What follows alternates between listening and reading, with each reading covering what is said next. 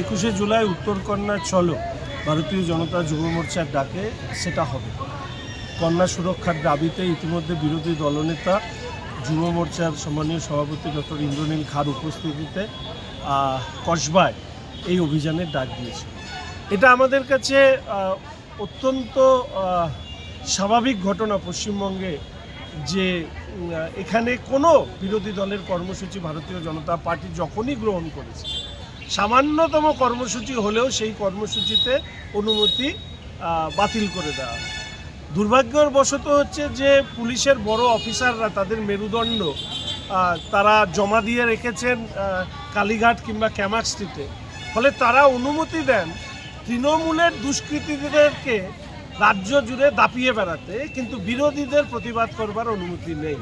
কসবাতে যে আমরা দেখলাম, হাওড়ার নরসিংহ দত্ত কলেজে আমরা যা দেখলাম, আরজি করে আমরা যা দেখলাম, তো এইগুলো তো সব বলতে হবে যে পুলিশের প্রত্যক্ষ পরোক্ষ মদতে হয়েছে।